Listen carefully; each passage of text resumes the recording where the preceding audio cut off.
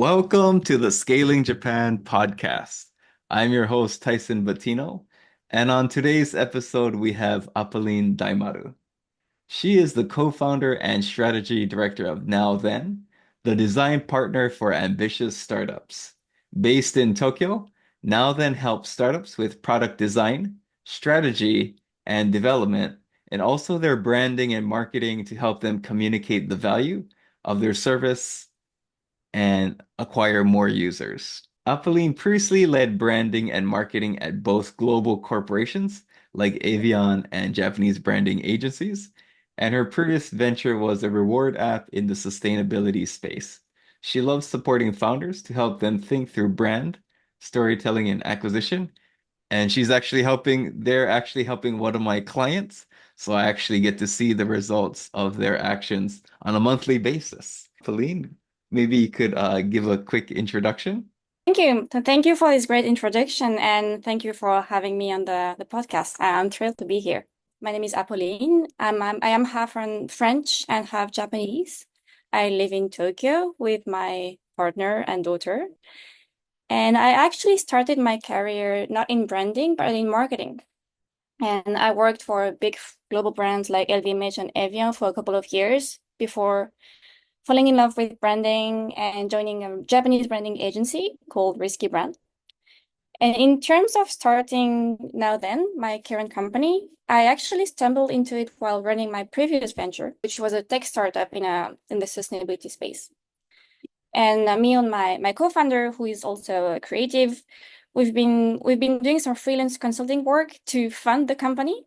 And the funny story is that while we were just like working, helping our fellow founder friends on the side, we just realized we had more traction on this side business than on our venture. And yeah, we just realized we had a business. We figured that there are lots of methods and resources for design on one side, and there are a lot of resources for startups, like the lean framework, MVP building, etc. On the other side, but there are very little at the intersection of the two. This is why we saw the opportunity. We really wanted to provide a service for other founders that would be useful, work at founder speed, and that would really add value in terms of branding and design. And this is how, with my co-founder, who's a product designer, we started what I think is actually the first Japan-born global design studio that was designed and built to work with startups. Before we start, here's a quick introduction to myself, your host. I am the CEO of LaunchLab.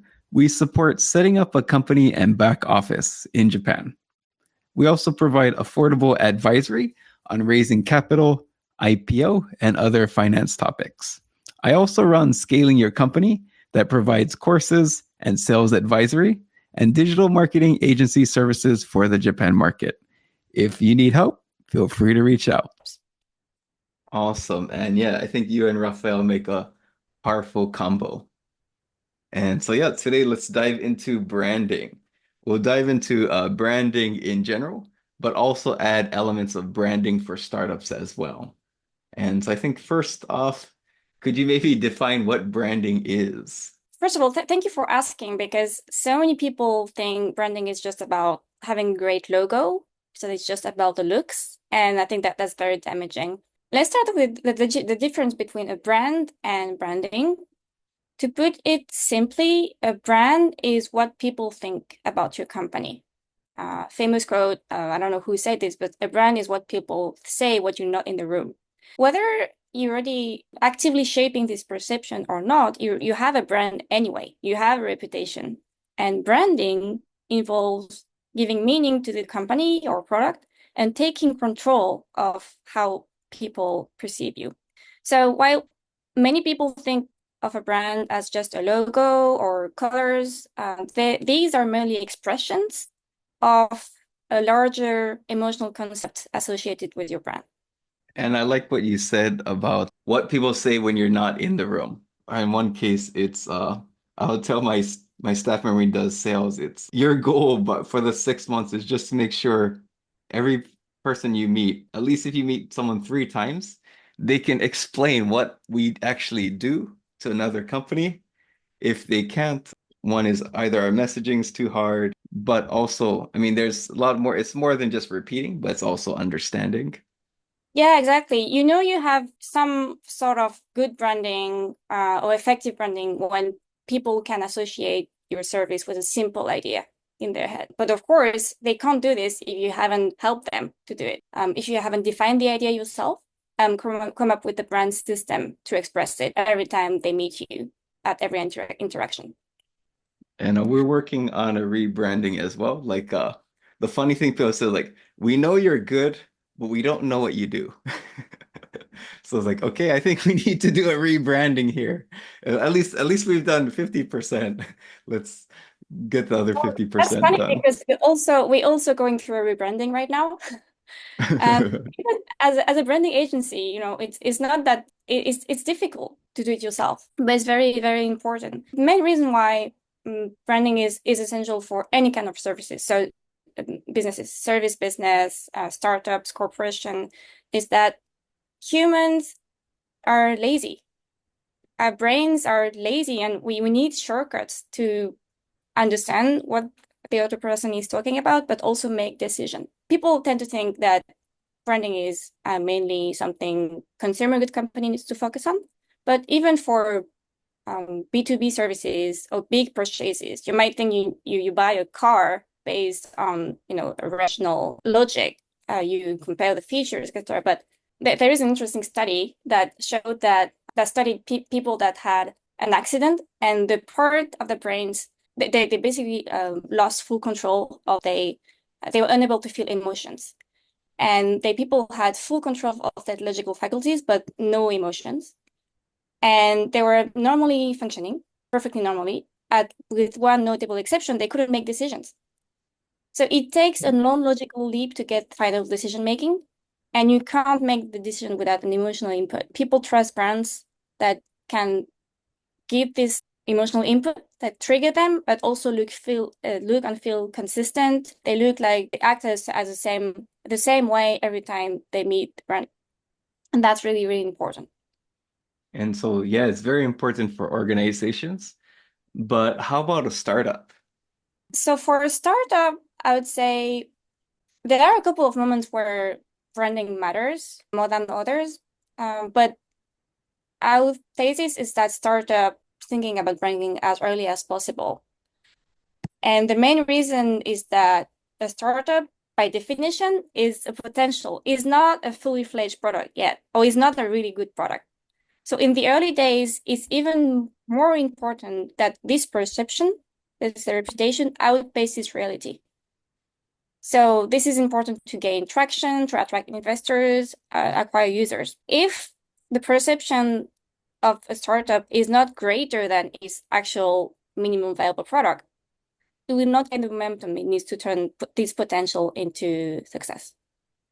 So Yes. for a startup, a good branding can really, first of all, make your business look and feel much bigger than it is, and also create this narrative that extends beyond their current reality, which is often very imperfect. And that's just by nature, based on your stage, it is going to be imperfect. So, Exactly. And the other thing is, startups are by definition very innovative. They sell things that don't exist yet. And the trade-off of innovation is that it can make your product difficult to understand.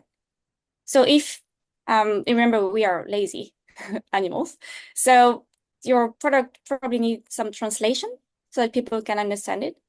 And you need these simple ideas, emotional ideas to convey your value.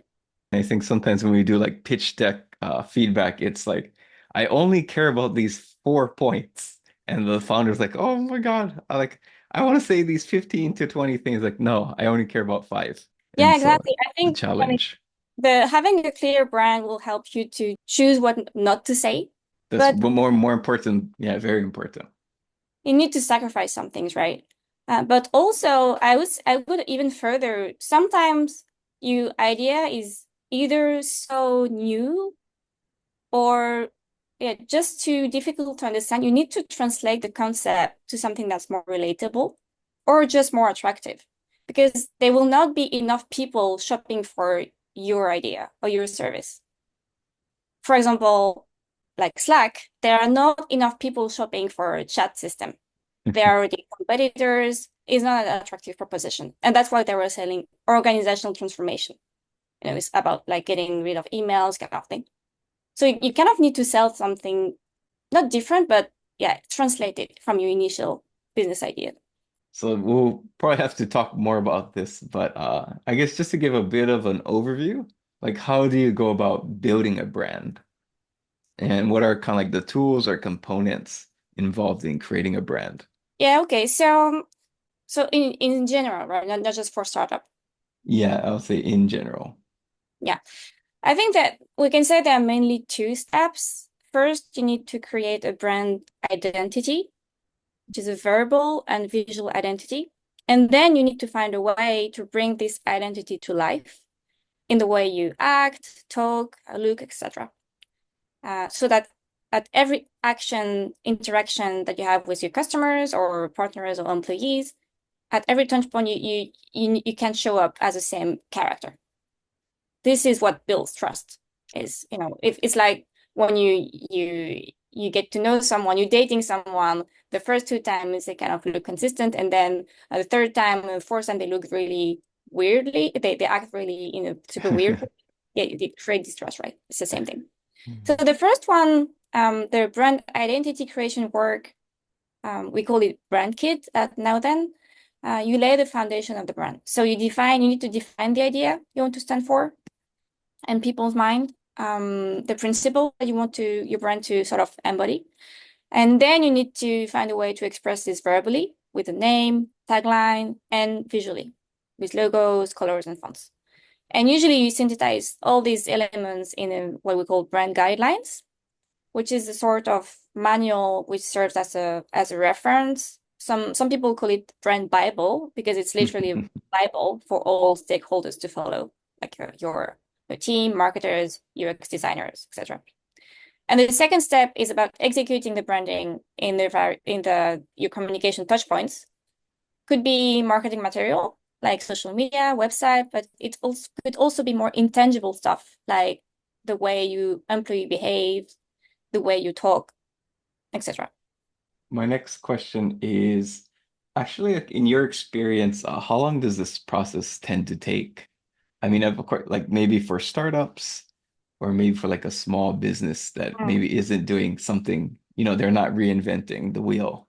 Yeah, this is a really great question. So established businesses or big corporations and startups don't have the same needs at all, right? From in my experience, it usually take between 3 to 6 months to either update or rebrand completely your brand identity. For a startup, I don't think it should take more than 6 weeks because startups don't have time. And most importantly, they don't have the same priorities, I would say. Established businesses, they need to minimize risk because they already have a brand, right? They already have like customers, fans. They need to minimize risk by extensively researching, testing their ideas, all of this to just to do an incremental brand update that might take months to roll out. But for a startup, on the contrary, they don't have much to lose in terms of reputation, but they have everything to lose if they lack speed, so that I think they should maximize risk to learn as fast as possible. So the actual launch is the test, right? There's no need to test before launch, I think. And this is why traditional branding methods are not a very good fit for startups. That and startup really they would need like faster execution while being very strategic. Um, and yeah, what I think for bigger companies, we could sometimes you do the running process in several steps. Like the first one is research, and the only output is the PDF. But for startups, need to be careful about. I mean, now that at least we are very careful about delivering something tangible. Um, you don't want to spend 6 weeks and end up with a PDF. You at the end of the 6 weeks, you want to have a brand that is ready to go and maybe a landing page that goes with it. Awesome. And that segue into branding for startups. And so I guess you address some differences, but I guess my first question is when should a startup start to invest in branding? Yeah, so you know that my answer will always be as soon as possible. But yeah, it sounds like I'm preaching my own parish here, but there are a couple of reasons for that. I really believe it's early branding is it can be a game changer for eventual trajectory. I think we discussed the fact that startups are by definition it's a potential, and you need to express this potential before it becomes reality.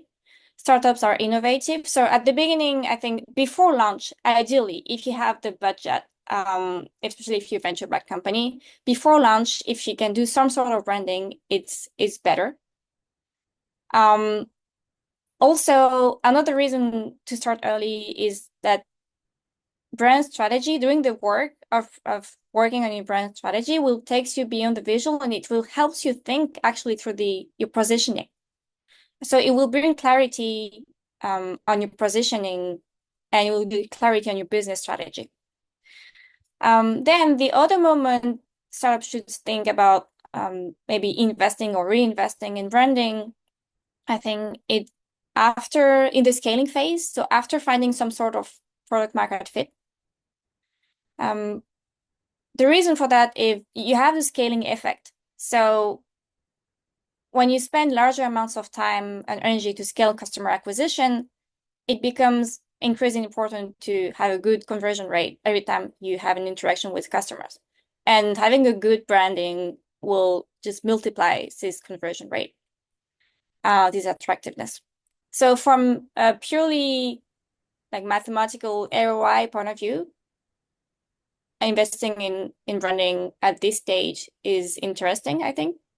But also there is also a sort of operational benefit to care more about your brand when you're scaling. Because at the beginning of your startup life, I think you'll be okay to get by without a robust brand system. You can maybe you'll have only 5 customers. You know them on a personal level. Maybe your brand don't reflect all the excitement behind your solution, of your vision, but your customers know you personally, right? You get them on the phone, etc. But at a certain point, this is no longer sustainable. And as you scale, the number of touch points your business have with your customers also increases, and the amount of control you have over these touch points decreases. So this is why you need to put up a system so that anyone that is part of your organization and that interact with your customers just talk with the same voice. They just, yeah, you always show up as the same character. And for this, you need assets that they can use. You need guidelines, etc. Yeah, just the way you describe things, titles, everything. Just, I think like what you said again, it's what gets communicated when you're not there. Is probably more important than what you communicate when you're there, especially if you're doing B2B and especially corporate or enterprise sales. Exactly. And ideally, your brand guidelines should be a sort of a guarantee for quality, meaning if you give your visual guidelines to your junior designer, like your intern, he should be able to come up with something proper just because he has like, the right tools, the right guidelines. Like he doesn't have to reinvent the wheel every time. You don't rely on like personal individual skills. Hello, listeners. I'm excited to announce my live cohort course to help you increase your sales in Japan. Many foreigners struggle to turn first meetings into second meetings because they lack a sales pamphlet that follows the standard format in Japan. Even if you have a good first meeting, your internal contact will hand over your current sales pamphlet to the decision maker, and they'll take one look and say, they don't get Japan. My live 4-session cohort course will teach you how to make a sales pamphlet in English using the standard format in Japan. You will receive a sales pamphlet template, more than 10 examples from Japanese companies, and a lot of feedback so you can end the course with a sales pamphlet that gets more meetings and therefore more sales. Getting one extra deal will more than pay off the course, so joining is a no-brainer. You can find more details of the course at scalingyourcompany.com/sales pamphlet. And we'll have a link in the show notes.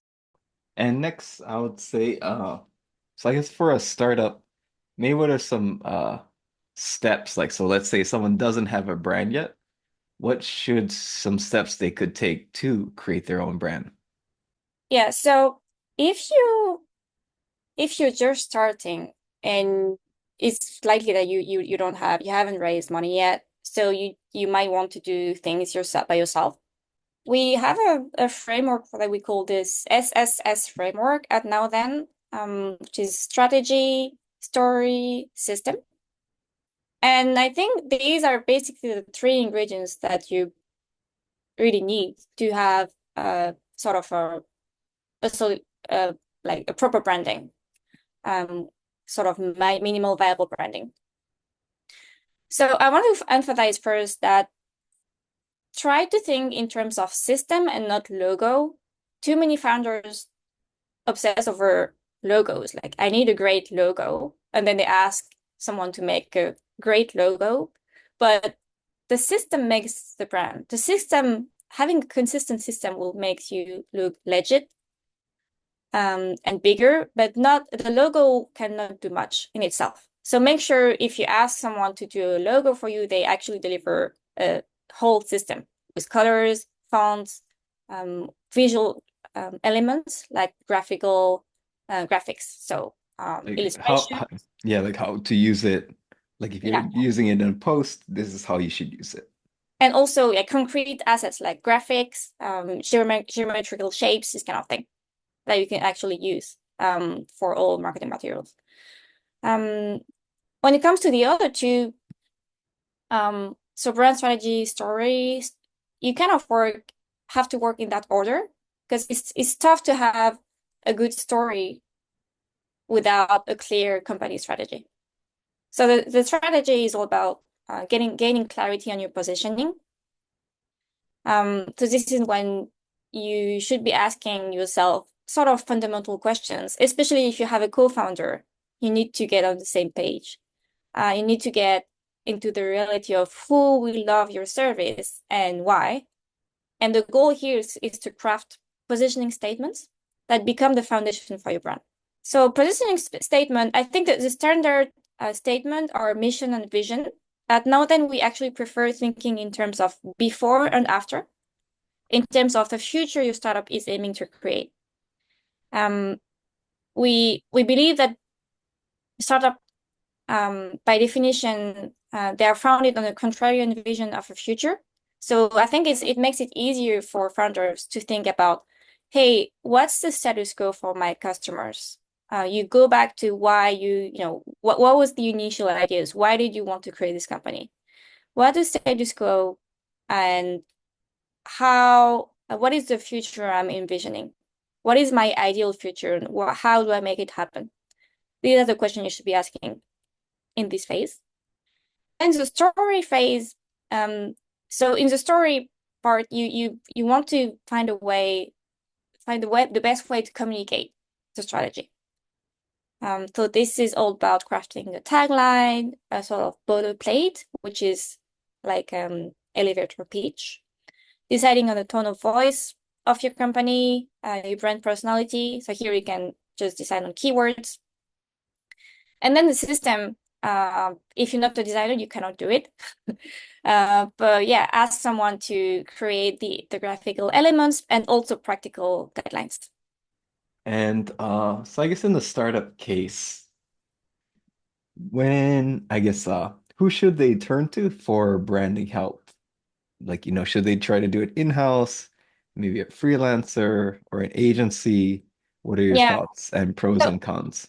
each options have pros and cons, right? So for example, if we start with freelancers, the pros is so it's going to be more professional if you tinker something by yourself, and it might come cheaper than agencies. Cons is that it's very unlikely that one person can cover the multidisciplinary aspect of branding. So both the strategy, the copywriting, and the visual design. So you'll have to do at least some parts yourself. So I recommend this option for founders that have already a marketing and brand management background. They know their stuff and they know exactly what they're looking for. No, they've already done the strategy and story part basically by themselves. They only need someone to execute the system. For agencies, so the pros is you only need, so as a founder, you only need to share your vision, give some inputs about your business, and then you have a brand that's ready to go, if it's a good agency. So it's kind of a safe choice. Then in terms of cons, they could be more expensive than freelancers, even though it's not always the case. Make sure the agency is sort of specialized in startups. And when it comes to doing it yourself, the obvious pros is it's free. You might be able to tinker something with AI. You can use AI to get like free logos. But the cons is that it's hard. So first of all, it's super hard to think objectively about your own brand. It's a bit like giving yourself therapy. So you might end up spending a lot of time on it, like months, without being able to make a decision. That's a risk. And yeah, I understand that sometimes, most of the time, actually, founders, they don't have a budget for external help at the beginning. And I think that's totally okay. Like the first version of your MVP can be launched with a brand made by an AI. But definitely, I think as soon as you get some funding, you should invest in your branding, and it's okay to think it in terms of, it's temporary. Like this is my brand until my next fundraising round. It's totally supposed to be iterative. And yeah, no, this is really useful for me too, because like when I was listening to it of the three S's, like, yes, I can do strategy. I'm pretty good at creating a story, but I noticed personally as well, even though I sometimes give branding advice to other people, it's even when I self-reflect, I'm like, yeah, the system-wise, there's a lot of areas that I'm missing just because I'm deep in the work. I'm doing it day to day. So there's a lot of elements that I miss and neglect, and I can definitely see the importance of, yeah, I kind of actually think like branding is one of those things that you could kind of do yourself, but it's one of those things that even if you can do it, it's always good to just get a third opinion. Yeah, it's just really hard. So we are professional branding agencies. I've been doing this for 7 years, and still it was so hard to just make decisions, agree, um, and you on your own, right? Um, you had you I were it or was I just don't have a co-founder. yeah. I also have two full-time employees, but they're junior level. Yeah, and for us, because we are two, we had to have a lot of discussions. We had a lot of surprises as well. And, it's really like like couple therapy. You go through this process, you ask fundamental questions. You're like, oh, I didn't know you've been thinking this the whole time. And then you need to do an arbitrage, and you need to sort of find some compromise. So it's a really difficult process. But if you have a framework, if you follow for example, this SSF framework, it already makes it, I think, easier than if you're just thinking, um, you know, if you just need to come up with something from a blank state. And what are some common mistakes that startups brands make in Japan specifically? I don't think branding in Japan is fundamentally different from overseas. But common mistakes that startups make anywhere, but also in Japan, I think I will say I already mentioned it, but creating a logo, focusing on the logo and not on the system. We have so many like startups that come to us. They want to work on, let's say, UI or UX or even their pitch deck, and they think they have a good branding because they have a logo, but they actually have only a logo. They don't have a system. So we're like, hey, it's going to be really hard to implement anything based on your current branding because there's no branding. There's just a logo. So be careful about this. Another thing is when you're looking for inspiration, when you're benchmarking, don't look only in your category. So don't look only at your competitors, mainly because your category is very new, it's very small, probably if you're a startup. So make sure you benchmark inspirations from other industries. This is how you can make your product more relatable. Because sometimes you kind of need to translate your current concept into something that's easier to understand. And for that, it can be very useful to look at industries or categories that might be more familiar for the customers. Starting too late is a common mistake, I think. Even if you're not hiring external help, there are things you can do to improve your brand on a small budget. I really believe if you treat branding as an afterthought, if you don't work on your brand as soon as possible, you kind of giving other startups the opportunity to become a benchmark before you have a chance. Because as a startup, your goal is to create a benchmark. So it really can be, I think, a sort of silent killer. Yeah, it is a huge opportunity cost. One of the common challenges I see with my consulting clients is not having any staff internally who can drive marketing strategy and execution to the next level. This really limits the growth trajectory of a company, especially for a leader like you that wants to go from 30 million to 500 million yen a year and does not have the time to spend years learning through trial and error. To solve this problem, I'm launching a marketing agency that can help companies like yours to increase leads and closing rates through SEO, Google Maps, content marketing, and websites that convert. Head over to scalingyourcompany.com and book a free consultation.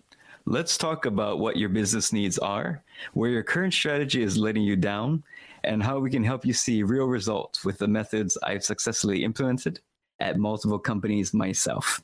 Now, back to the episode. My next question would be, how important is maybe understanding Japanese culture for successful branding? And maybe what are some cultural elements that brands need to be aware of when doing branding in Japan? Yeah, so branding in Japan is not fundamentally different from other regions. I think branding became a thing much later in Japan. There were maybe a 10 years lag between Japan and other developed countries. But then now they have caught up. But there are some interesting cultural nuances that I think are useful to take into account. I would say the first thing is that people need to be aware of the importance of like wa, the concept of wa, which is social harmony. And this impacts basically everything from brand strategy to copywriting to visual expression. So wa, the concept of wa, which means like harmony, it's all about the fact that people don't want to make waves, keeping harmonious relationship is really, really important. Probably rooted in the fact that Japan is a very small, densely populated country, unlike China or Russia, for example. So concretely, this will have an impact on copywriting. Japanese prefer more subtle, euphemistic language over super expressive messaging, which can be seen as a bit embarrassing, like hazukashii.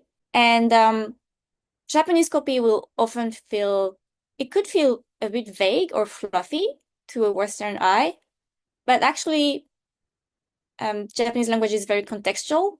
So something that's very vague for you will be very clear for Japanese people because it makes sense in the context, right? And I had some like super funny stories in my previous job when you had to translate sustainability claims. If you tell the parent company that you're gonna write 環境に優しい Gotcha. and you translate to friendly to earth, and then like, what are you talking about? We cannot write friendly to earth. This is greenwashing. But it makes sense. It really makes sense, and it's very clear and legit in Japanese, right? Yeah, it is very clear in Japanese. Well, in English, it's ridiculous. So yeah, that's one thing. The other thing, important thing to keep in mind is that the demographic distribution of Japan is very different. So it's a very old country. I think if you're localizing a brand from overseas, you need to think differently about age groups and values, and also about social Mm. issues and tensions. Because of the demography, Japan has people have other concerns as well. So the cultural sensitivities will be different. For example, wokeness, being woke, it will be a completely different topic in, let's say, the US and Japan. For example, Japan's progress on issues like sustainability or gender equality has been just much slower than other countries like Europe and the US. For example, Japan didn't have a significant like Me Too movement. And many modern brands are really uh, based many of their campaign on, talking about social issues like Nike's brand. And you need to adapt this the conversation that you want to have with the customers to the Japanese context. I think Nike's bullying campaign failed really badly, right? Yeah, I mean they have like hits and miss and miss, but what is important here is they are not like there are no ready-made recipes, right? You kind of need to really dive into the social fabric of Japan and understand what's trending, what is politically correct, and you're gonna figure out it's very different from other countries. And I think, do you have any other thoughts? I guess things they need, let's say, foreign, and this could be, I guess, general, not startups particularly, but any other cultural elements or like mistakes or challenges when it comes to branding and the Japanese market? There is one thing I observed over the past 10 years is that there is a sort of a cultural renaissance around Japan-made stuff. Because there is a growing interest in drawing on Japanese traditions, in the sense that in the past, Western style was super popular. You kind of brands have to sort of embrace a Western style to look more luxurious or fancy. But today, I think Japan overall is looking more inward, and Japan-born brands, Japan-inspired brands are becoming more popular. And even if you're a foreign brand, let's say you're a foreign consumer goods company, luxury goods company, it will be a good strategy to partner with local craftsmen, local traditions, sort of show that you can blend with the cultural heritage of Japan to attract younger audiences. And this can be seen both it's very prevalent and obvious, I think, in visually. For example, you have more brands that use kanji in their logos, but also, for example, in the bridal industry, in my previous company, we worked with a couple of hotels, and it used to be that we would only use foreign models, like gaijin models, to convey sort of this aspirational luxury image.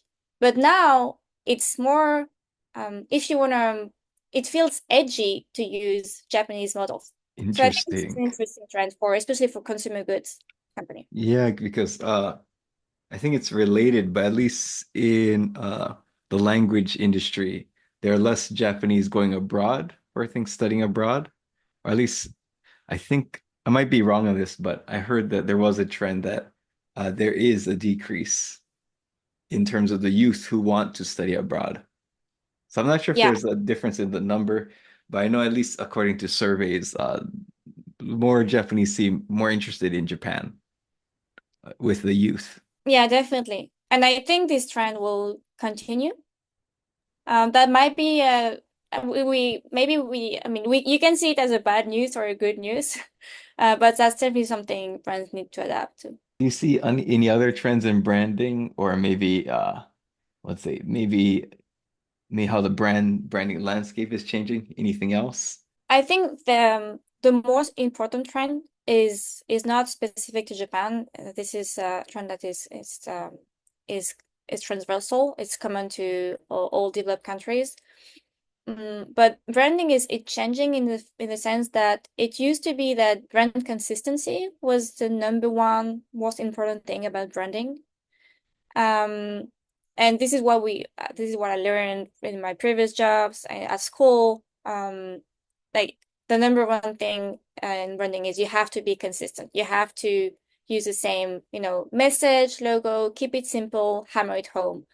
But today, because we have so many touch points, if you only see the brands once per week on the billboard, yeah, it should be consistent so you can remember, right? It should appear the same. But if you see if you interact somehow with the brand every day on social media, in ads, in real life, then the brand needs to feel more human. It's weird if you show up exactly the same way, and it's also very boring every time. So you need to feel more human, to feel more multifaceted. And this is actually, I think it's difficult because it's more work for brand owners, for brand managers, but it's a very, very essential trend that all founders and brand managers should be aware of, I think. Yeah, and it's at least from my end, it's one thing that we're working on is so I guess in my previous company I wasn't CEO, but the company I previously co-founded, I was behind the scenes, I was on the ground getting the job done, and I was like, we created a pretty cool company, but everybody only knows my co-founder, the CEO, because he's the one on TV.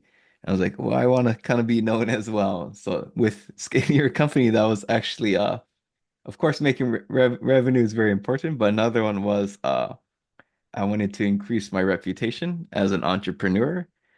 And going back to what you said about consistency, like for the podcast, like to be honest, doing it 3 to 4 times a month is a headache. It's really tough. Like Yeah, I can I think we're literally spending like 10 hours this week, just a little bit going back and forth with guests, making sure the agendas are fine. And it's like, this is 25% of my work week. But if we do it consistently, and let's say, I don't think there's any other business podcasts other than maybe Nikkei, but I guess let's say that's paid help. And, but we might be the only podcast that actually, releases 3 to 4 times a month.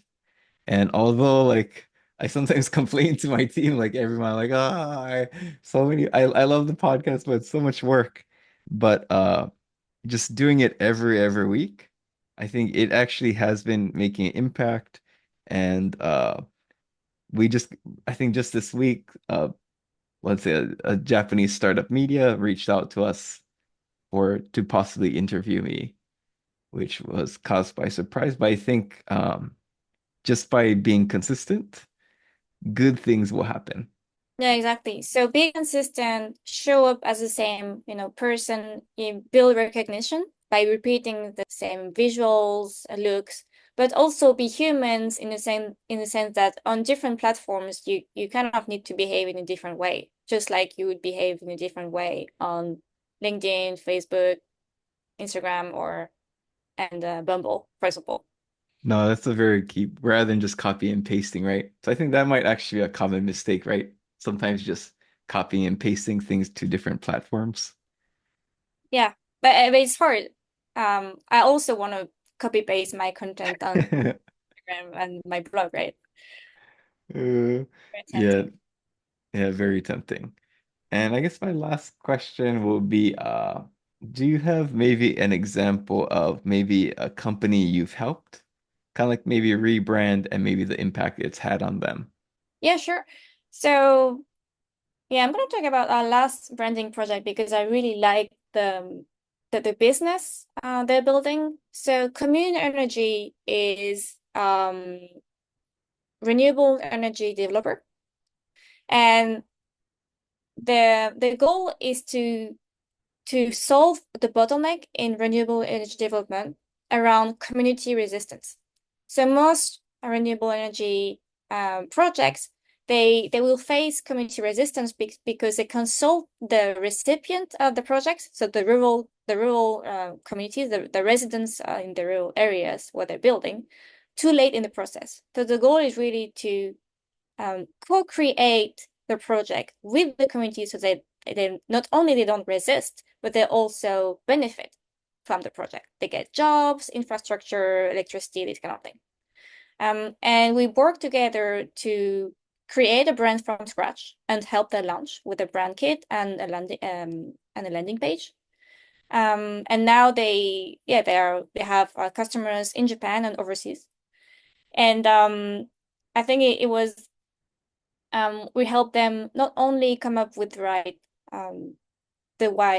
look, but we also help them define the purpose of the company, the brand vision, and the way they should present themselves, because it's a quite technically it's quite complicated. They needed to find a simple way to explain their business, not to investors, because investors are used to this kind of project, but to anyone living in rural Japan, in rural areas, had to be able to understand quickly what this project was about and what they should care about this project. So I really, really like this company, and I also really like the branding that we came up with. So feel free to check it on our website. It's in our case studies, and yeah, hopefully we'll keep working together and to grow the business in Japan and overseas as well. Awesome. And so, yeah, can you help brands with doing branding not only for Japan, but overseas? Yes, so I think that's what makes us, one of the things that makes us unique is that we are a bilingual agency. So we work with Japanese companies, but also overseas. Most of our customers actually are Japan-based foreign founders. Cool. And so, yeah, we'll link to nowthen's webpage, your LinkedIn profile, and also maybe the case study as well. But thank you so much, Apolline, for sharing about branding for businesses and startups as well. Thank you, Tyson, for having me on the podcast, and looking forward to hearing your next episodes as well. Awesome. And thank you so much.